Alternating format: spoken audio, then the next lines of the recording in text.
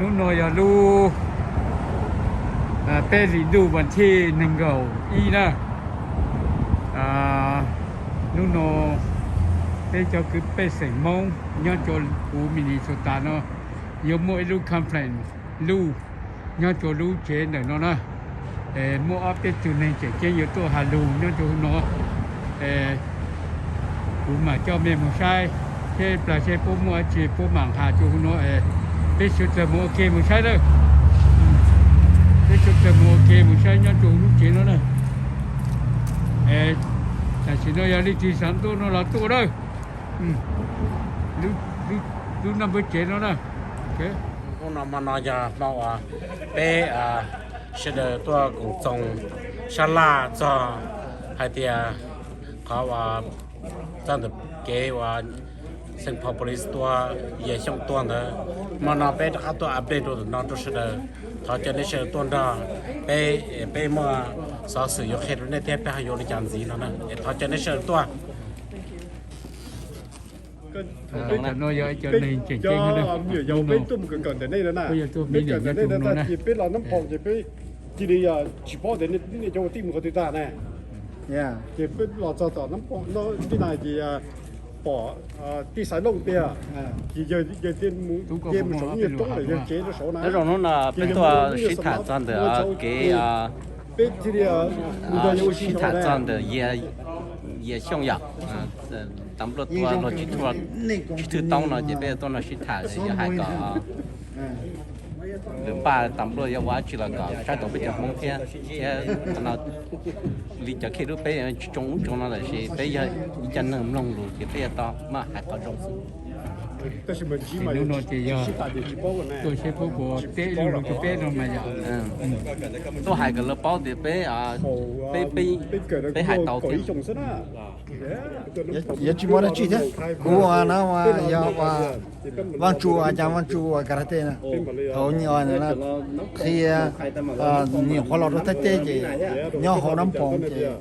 bây giờ thì một cái sự đời li thằng đó bây giờ thì cho nhiều tầm độtในพุ่นเลยจะตำรวจ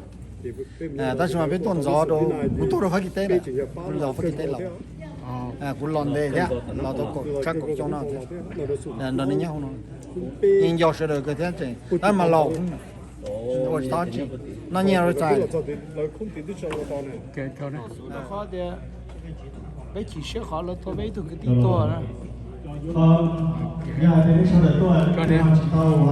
bé từ đó em để không như của tôi của các cháu rất là họ để cho tôi đều tài sản của chúng tôi là hai là có tôi đã có một sản này tôi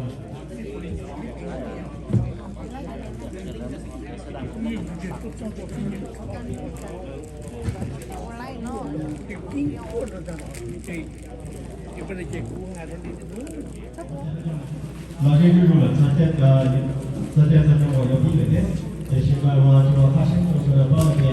nhà lịch sử của nó lúc tổ chức nó để hôm nay nó kêu thăm hậu là các thứ đi đi là chú sách vấn đề là thảo luận cho tổ chức tổ chức hai bên quầy họ và giờ chúng tôi sẽ đang sẽ hồ và mỗi lúc tổ chức nó bù đỡ rồi bây làm một sinh chi sinh thả nhất trong phần nào họ chờ nó giờ thay rồi cũng cho họ nó thiết nếu giờ ít họ chờ và trong hàng trong lịch sử cái tiền trả tua chỉ còn là dân thiết kế và kế ở sáng chế rồi chuyện này thì và cho đó tuổi xong cho hai bên quầy họ và mỗi lúc chuyện nó bù đỡ bây làm một thả lù nhất trong phần nào giờ này lịch từ học xã tàu xã sĩ lúc chuyện nó là sau khi đi học cho tiết lộ tuổi xong thả giờ tổ chức đỡ mong thầm mà kể tí dạng có thế toàn tiết nào cụ thọ và cho tan thọ cho tuân xài lùa là giờ cho tuân xài số đợt của hậu lử là mong xia thế thì chỉ tàu lúc trong sinh thả nó cho là cho bê số đợt cho nên cho cái tin nên chấm số đợt tua cổng có kỹ sinh trí là giờ kỹ sinh thả cho trong vào nó nhưng vì giờ trong lỡ cho kỹ và lỡ mong xia giờ lên nó lúc trong sinh thả nó thế thì mua chữ gì đôi khi còn đỡ vì lỡ cho kỹ mong xia đây thì lý mua họ kỹ một tài sản cho kỹ nhân dân. First of all, I just wanted to thank you, Tua Xiong, for giving us this place to host this town hall meeting. Besides that, I want to extend my sincere to all the hardworking volunteers, men and women of the community, justice for Yias, for putting this town hall community meetings together on today, March 21st. I would like to thanks to all the medias, Hmong Twin Cities News and Hmong TV News. Thank you so much for being here.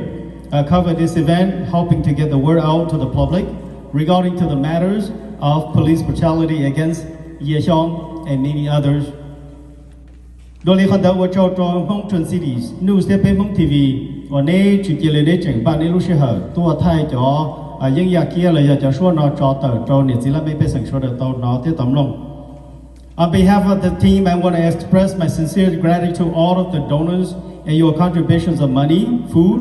drinks, and supplies to help the community justice for Xyooj to continue to fight for the justice. Sau khi Xyooj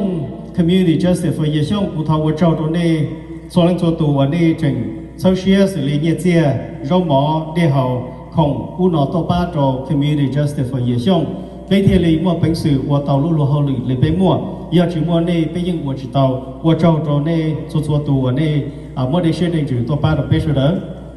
Also, thank you to all the community members and concerned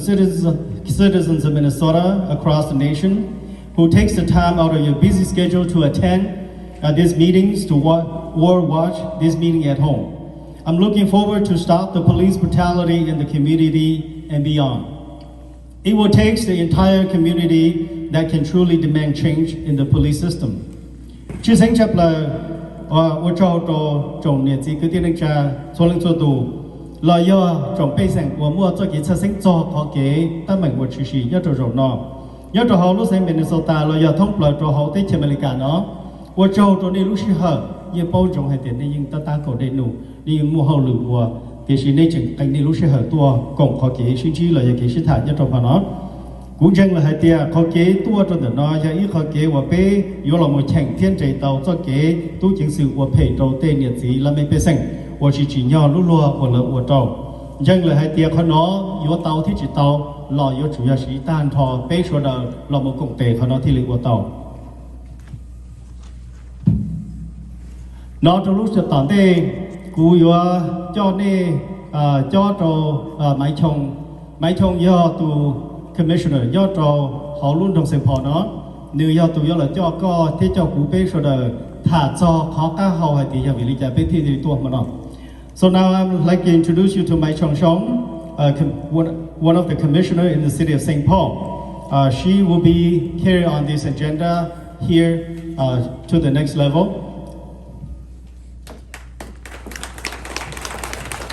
Thank you. Ở trong sau khi chị, ở trong tôi cho hợp xong bây giờ trong cho nó cho nền gì cứ tin trả phong nhiệt đó nè, mà trong tụi họ nói cho leaders cho the training the community thế của chị ở tuần bây là ở trong này tuần nè,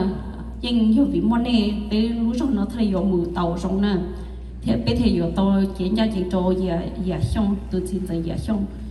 Again, we have my Chong, we have to Ramsey County Commissioner, we have Xyooj to East Side St. Paul. We have to signer of the Lu campaign now, we have to organize better justice for Xyooj campaign. We have better purpose, we have better report back, look here to make your needs. Hãy tiếp tục qua họ lừa mua rong lý trả lời, mua trái khó tư, theo bây giờ nên lấy cái ba lý trả nữa. Nông nói họ cũng không tới, dính tới bây giờ nên lú chữ gì, nên lú đa rong, có bây tàu mù, có bây thấy tàu justice for Xyooj vì ở đây nó chỉ hơi ít khó lừa ấy, rồi qua cái tàu ta mà nó sẽ nếu như rồi chủ lại continue on, thì bây giờ chủ nên đi tới ba bây theo, thì ổn định tới thì cũng mà be into bigger program. Hello, yeah, onto bigger program. Thì cũng là chơi Mike Hà lo thảo cho bigger summary report back of what we've done. Then the Batan Snowden will come up later to talk about how the meeting with Mayor Melvin Carter went. Then the talk about bigger immediate next step, bigger short term, mid term, and long term goal, the Lu coalition. Then the practice at the bay you đã chỉ muốn nó thì cái tế cái công tế tàu and after that cái mà khi the rally next rally nó yo nó mua lý cả Okay, so without further ado, I will bring up Mike to come up and speak about our timeline. Okay. Trong xe gần đây chỗ lên số tụ tây phong tây giờ nay bao để của nhau được thay đổi của ấy tụ đây sẽ nhau của yên sinh tức là nó nó của chia sẻ chế của yên sinh của sửa chế ấy tụ tu mong nè thì bây giờ bây giờ sửa hay là bây giờ timeline hay thì bây lu justice for year rong bây bang rule nó bây ở hay là bây ở đã chỉ bây giờ bây lu所以咩的第二 page 咩发落啊也没去报，如20多问题20多问题个一办能够背的也向多不离么的多呢如温所 apartment 如20多问题个下办能够背的被么 rally 的police station But Snowden initiated a rally in the Gautumning at St. Paul Police Department. Nhớ police station nhớ sẽ kiện grow. Để lúc on lên tu upha của lúc on lên tu mình thấy của xa release body camera from BCA. Lúc bị cho body camera record on the CUAPB. Lúc đó lúc công họ của communities united against police brutality cái file cái họ lawsuit do city of St. Paul Police Department and after that they luckily released the whole body cameras the file lawsuit thấu all hình vấn thi của trò để lúc all hình vấn thi của cho bên more rally the St. Paul Police Department the lúc West Command Center lúc building nhớ là cho cái university bên mua để dễ ít bộ chỉ cho nền include the media để thâu hơn nữa để bây giờ mua thầu lúc online tư vấn thi của cho bên mua lúc về chỗ health for year young ở tu lúc trẻ lúc xia mua dễ để ít bộ tự lên để cô hay lúc mika đó cho nên chỉ có là lúc mong thế này. So this is actually for the Justice for Timeline the Timeline for Justice for Year Young Committee. On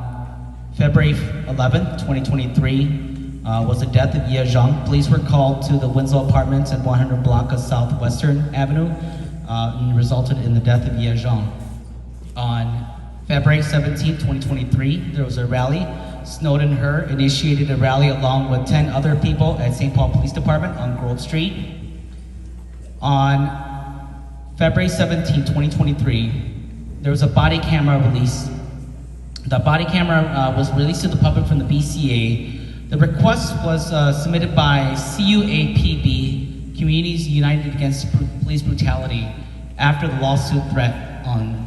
February 16, 2023. On February 19, 2023, there was another rally held at St. Paul Police Department West Command on University Avenue with over 150 individuals along with media. On February 19th, 2023, there was a vigil held for him on that same day at the Winslow Apartments with over 100 plus people. Để bên một slide on là lu on lên tu mình tin là gặp lâu bên một lu town hall meeting bên thật rồi thì bên cho police yêu lấy trả thì bên trên cảnh dân dân đôi dễ trong thọ bên một bên lúc meeting đó mà bên một jelly op tự lên bên thật rồi dễ trong bên thật rồi chỉ thật rồi bên cho community bên cho cái xã lấy trả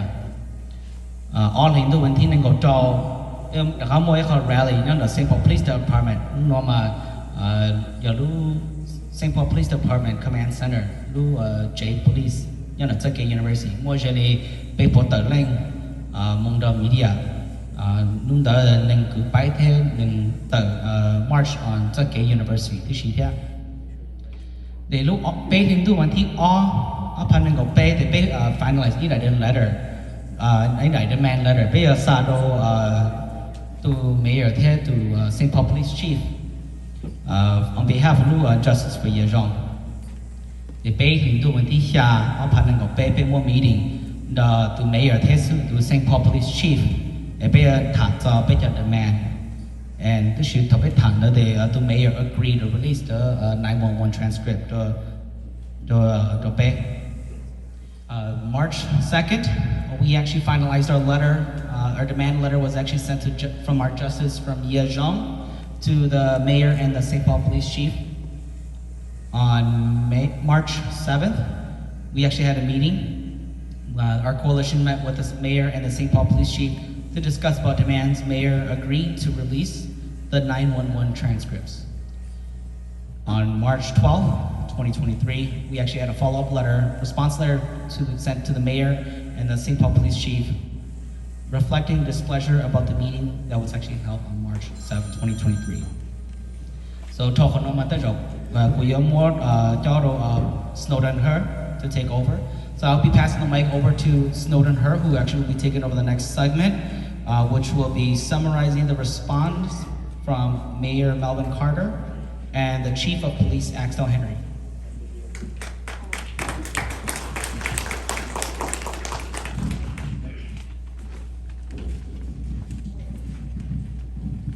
All right.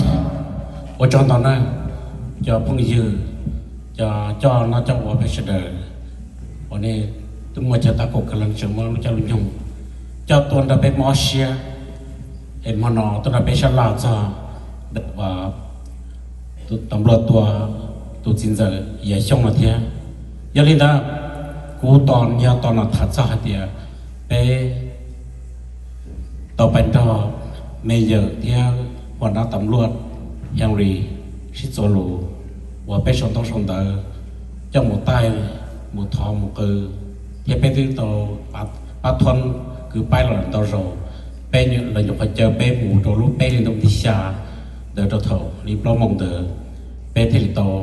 ไปจงหลังตัวตูที่ต่อไปจอไม่เยอะข้าเดินที่Xyooj Henry ว่าอย่างหัวหน้าตำรวจชิดถาเจนเจ้าเจนลูได้แต่ให้เราได้เป้าหัดเดียเป็นมูลบริหารมูลจอนอยู่ข้างมูลรบเตาวิญญาณตัวไปรบเกี่ยงหนึ่งก็สุ่มเดียนนะบอกต่อทางที่ตัวไปรบเตอถ้าเจอหายลูไอ้ก็จะดึงกูตัวเดียวอย่างนี้เดอวันเตอเจนลูซื้อข้าหนึ่งตู้ซื้อหายตัวเราเป็นหรือหายเตียหายตัวได้นะในมณฑลจังตัวอย่างมอเชียอยู่หายตั้งชิมาvì thế chúng ta trong đó chúng ta tỏ nhất trong PCAสืบ lawyer investigation cho nên mà tới giờ bé tới tàu tới giờ bé tới tàu này sau lại bé tới tàu đã chỉ tàu nó sẽ xa nó đâu bé nữa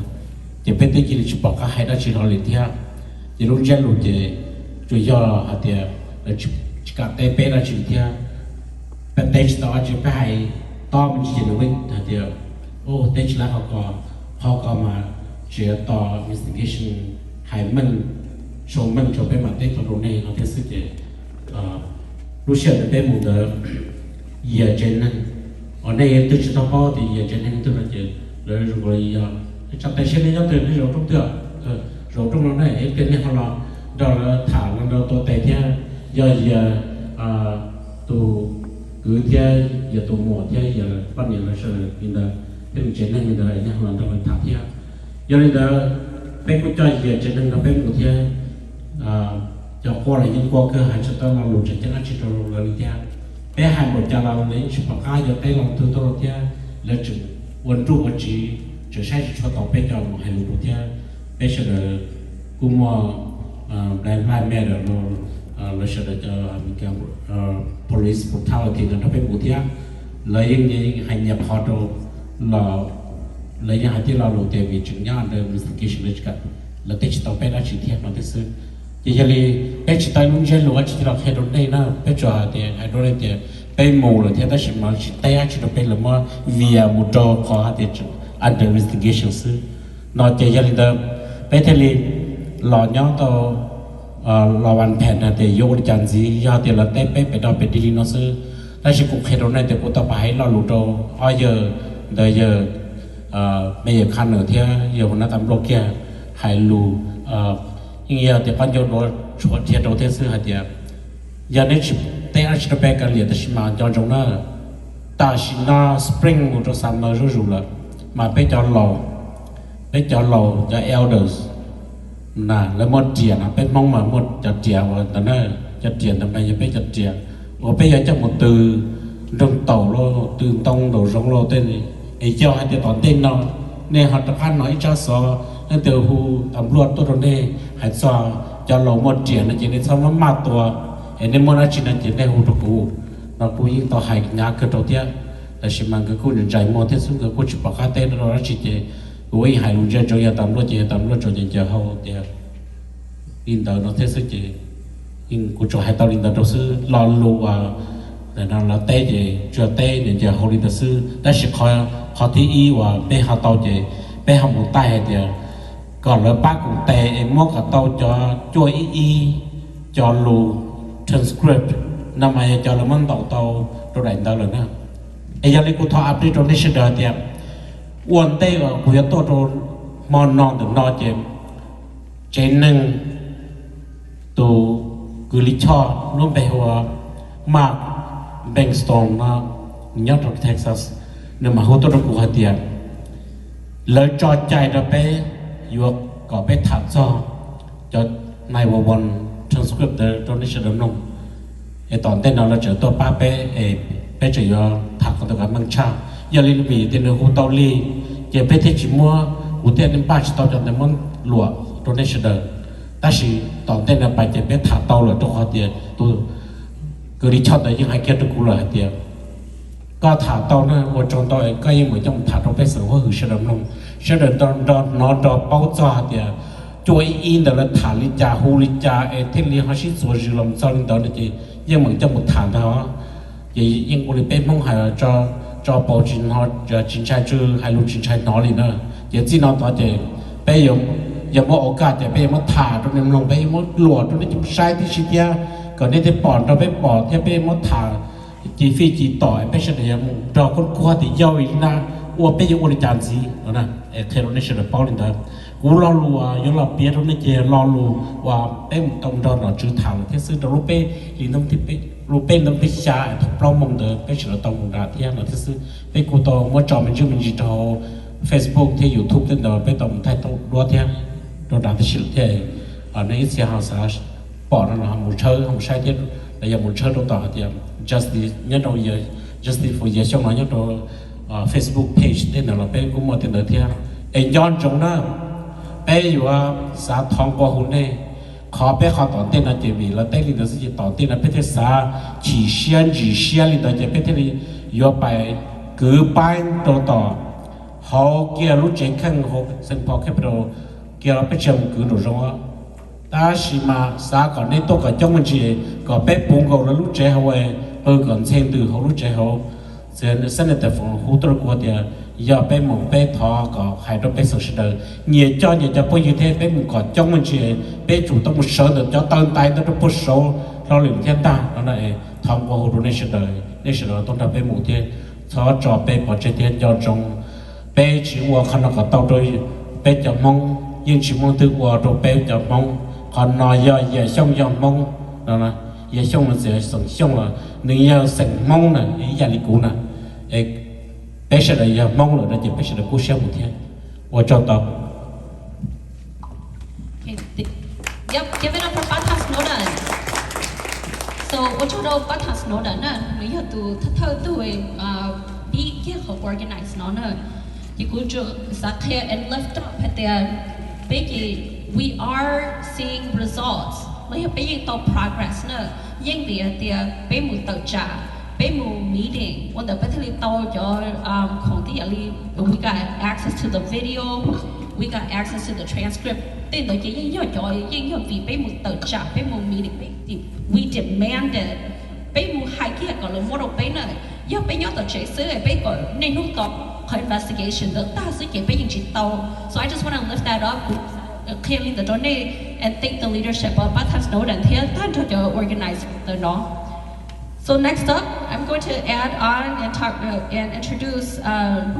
bring back Xyooj here Michelle Gross the communities united against police brutality the bigger strategy no the short term the mid term the opelu linzo tonte no thia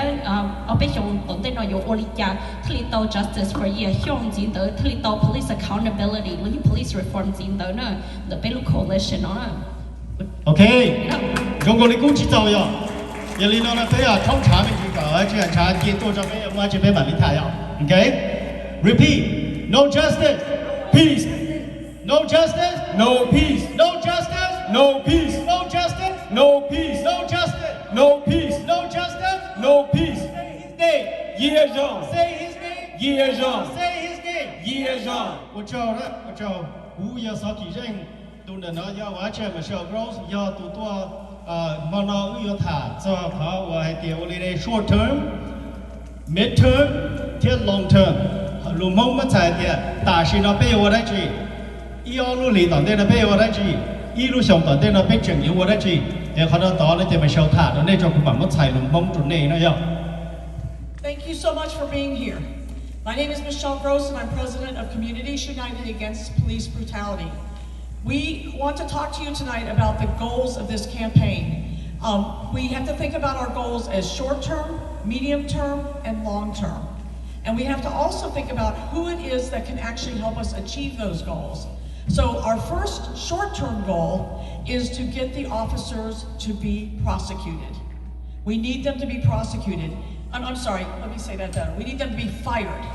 Our first goal is we need them to be fired. Now, who can fire these officers? It is the mayor and the police chief, no one else. So we need the mayor and the police chief to fire them. So we have to apply pressure to the mayor and the police chief to fire them. We have to ask them and we have to tell them, and we have been. And we need to continue that pressure. And even if they are fired, they have rights under their union contract to actually appeal that, and they could even be arbitrated and they could get put back on the job. So we have a lot of work to do. We have to make a lot of pressure to make this happen. This is not a small thing. We have to work together and get a lot of people involved. The second goal. Thì có một cái short term goal là lúc họ thiên tài bây giờ qua đây giờ đó chị họ tới kia tôi tiền to mayor get to chief of police to mayor get to chief of police gỡ nhiệm vụ lúc lúc họ lựa qua gỡ qua tàu đó bên gỡ lúc lúc họ lựa qua gỡ qua đó bên đó xử lý tiền gỡ vô mua bánh sừ mua ở tàu tôi chính sự nó lỡ thầu mua ở tàu tôi chính sự nó lỡ rồi thì nhớ cho họ cho chân thành họ bỏ tôi chính sự nếu mua ít cho chân thành của lợi chủ tàu của trợ lý xử lý tiền thầu bây giờ thiết chi gỡ mua ở tàu tôi chính sự nó lỡ rồi cái thầu nó có lỡ một số nhân thì thầu quá chưa lúc chưa ở tàu tôi chính sự nó lỡ rồi thì nhớ cho họ police union mà lỡ cho tàu mù trong họ là hùa tiền chỉ có arbitration đó mà lỡ cho một sĩ trả hay tiêu lên đây khó mất lỡ nữa của chỉ nhau do hai tiêu chỉ nhau tây rồi cho ở từ tôi chân sự nó trận do trâu các mới cho lọt trâu vào hậu lửa ý dạng đâu do linh đạo thì do chủ yếu có thì cú bê chua linh chua tù do chủ thông xe cộng trừ là một tàu trả trong phần đó mà lỡ thì linh bỏ cá hay tiêu là do đó chỉ tiến. Our midterm goals we have two goals. One is to get the police prosecuted. If any of us in this room had done what those police did, we would be getting prosecuted, right?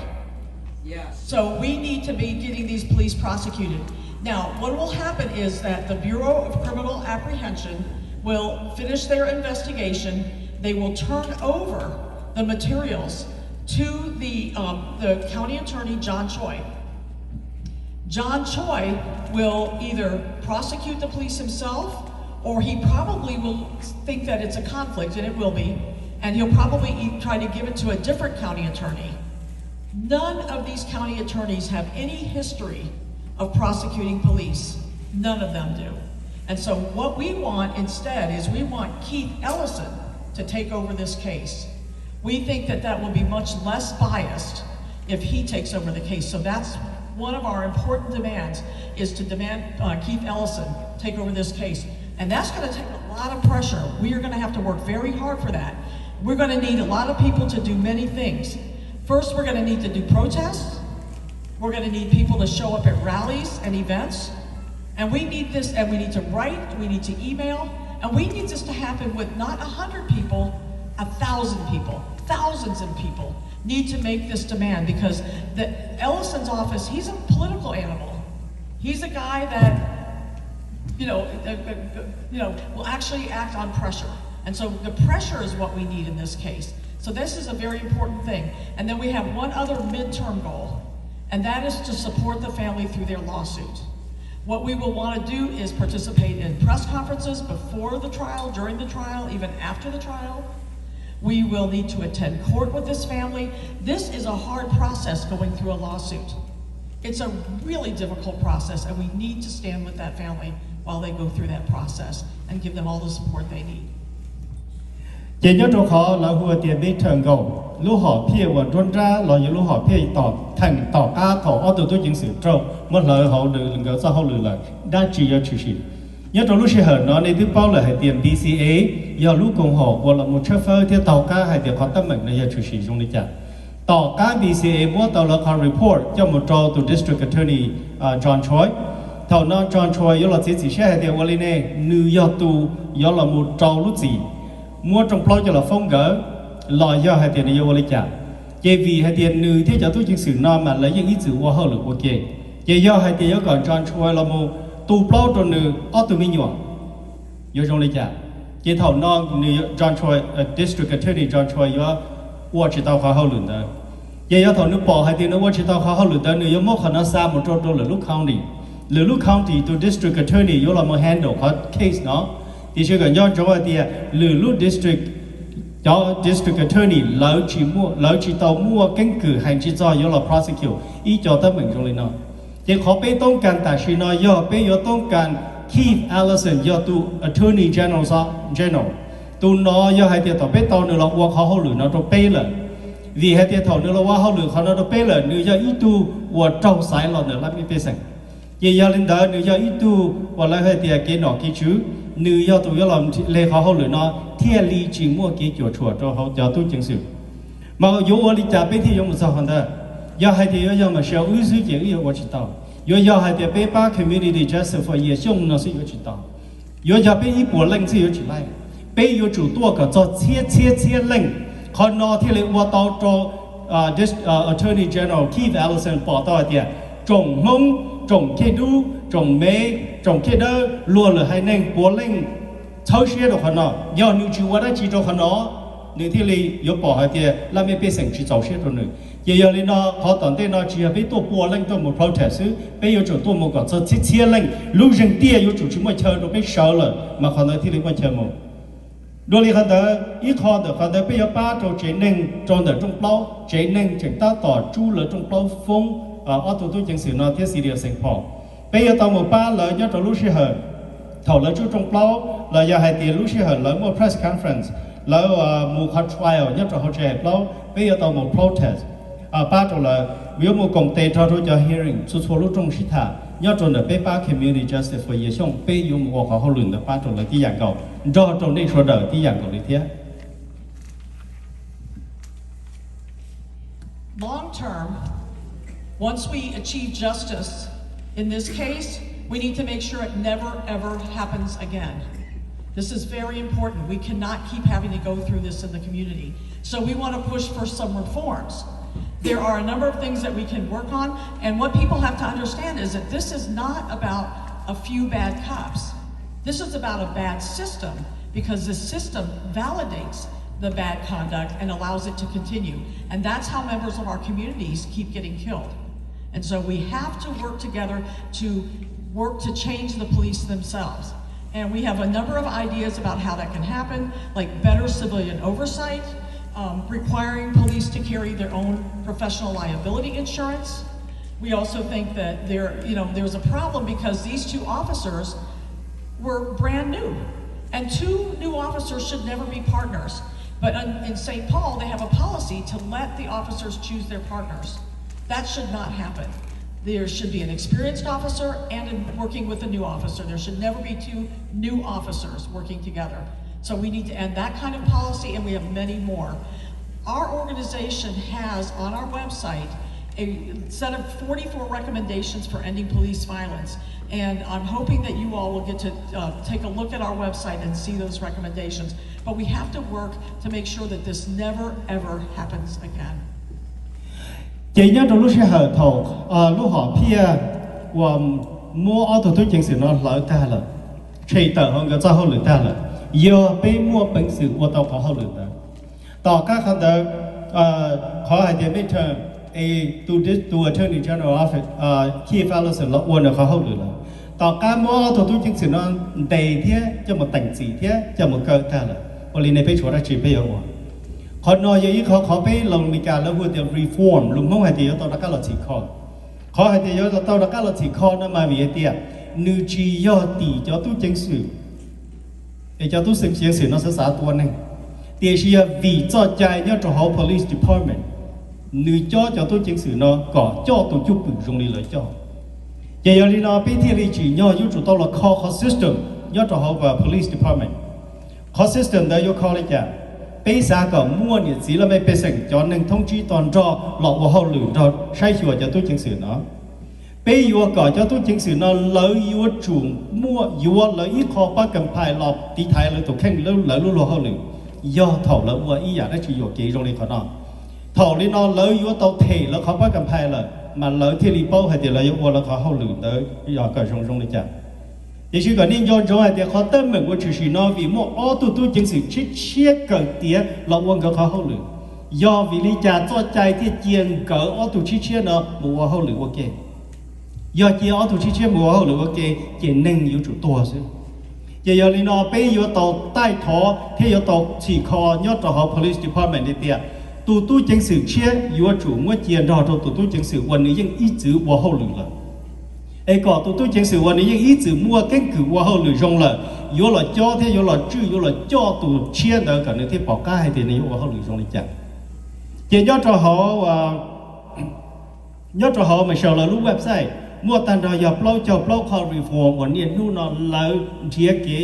ยันจังเทียกี้ช่วยฟ้าเราหมดเราก็อยู่จุดลงเทศเขาคันเดออย่างนี้เลยตัวเขาสามป้องต่อชาติเราคันเดอมาเลยว่าเขาเว็บไซต์ตัวนี้เนี่ยมาเลยหมู่เราเนี่ยหมู่ใช้ตันเราblow call reform ตัวนี้เราแต่ว่าโจตัวนี้รู้ชื่อเหรอว่าโจตัวนี้รู้ใจแล้วยังวันนี้ตัวมันลงจะรู้ให้เดียย่อวิริจาตัวเชิดเชิงนี่ย่อเท่าวิจากับไปที่เลยบอกก้า and I want to thank you for being here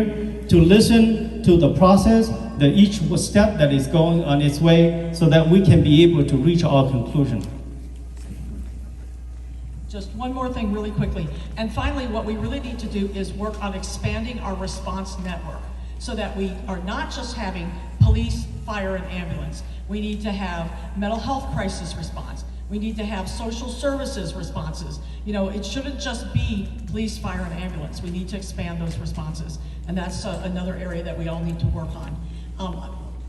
Vậy đồ lý khẩn đó, ý khó hậu lửa bây giờ tàu của ba đầu gì thế hay tiệt chỉ do hay tiệt chút xua lúc xí hở bây hùng chua ý chỉ yêu chủ yếu tầm lúa thì em bằng tuông cầu sự